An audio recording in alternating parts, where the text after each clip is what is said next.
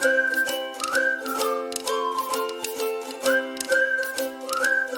Friends, എല്ലാവർക്കും നമസ്കാരം. ഇന്ന് ഞാൻ ഇവിടെ ഉണ്ടാക്കാൻ പോകുന്നത് ഉലുവയുടെ ഇല കൊണ്ടൊരു സബ്ജിയാണ്. അതിന് ഹിന്ദിയിൽ മെത്തി ഭാജി എന്നും പറയും. നമ്മൾക്ക് വീഡിയോയിലേക്ക് കടക്കാം. ഉലുവയുടെ ഇല ഞാൻ അരിഞ്ഞ് വെച്ചിരിക്കുന്നതാണിത്. പിന്നെ 2 ടൊമാറ്റോ അരിഞ്ഞതാണിത്.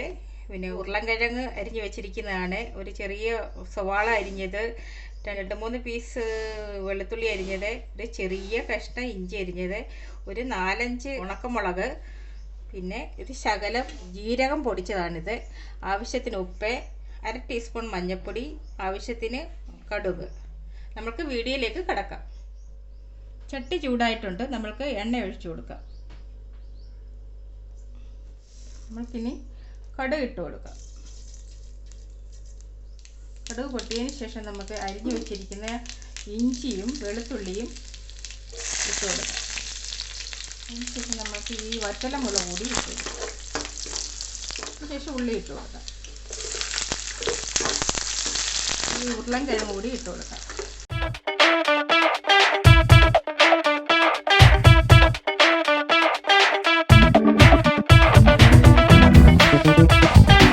അതിനുശേഷം നമുക്ക് ഒരു 1/2 ടീസ്പൂൺ മഞ്ഞൾപ്പൊടി ഇട്ട് കൊടുക്കാം.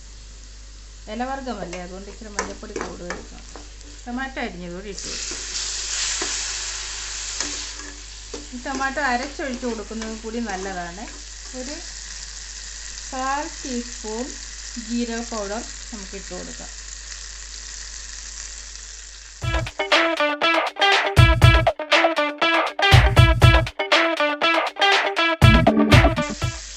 നമ്മൾക്ക് ഈ ഇല, ഈ മെത്തി, അതായത് ഉലുവ ഇല ഇതിലേക്ക് ഇട്ട് കൊടുക്കാം.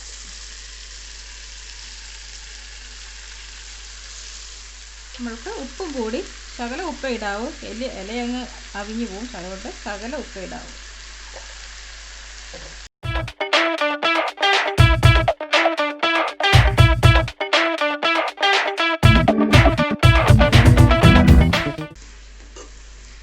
കണ്ടോ, ഇലയങ്ങ് അവിഞ്ഞു പോയി. നത്തി കിടക്കുന്ന ഉരുളൻകിഴങ്ങ് മാത്രമേ ഇപ്പം കാണാനുള്ളൂ.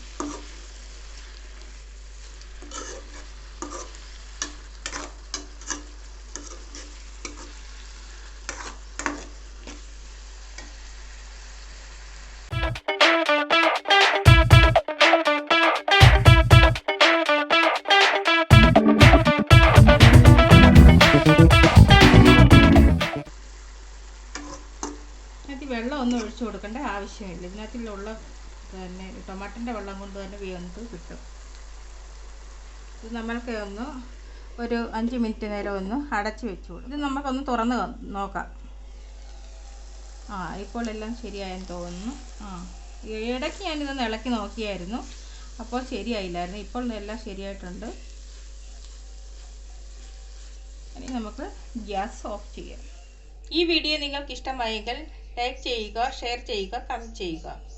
ഈ ചാനലിൽ നിങ്ങൾ ആദ്യമായി വരികയാണെങ്കിൽ ആ സബ്സ്ക്രൈബ് ബട്ടൺ അമർത്തിയേക്കണേ. വീണ്ടും ഒരു ഡിഷുമായി നിങ്ങളെ കാണുന്നവരെ നമസ്കാരം.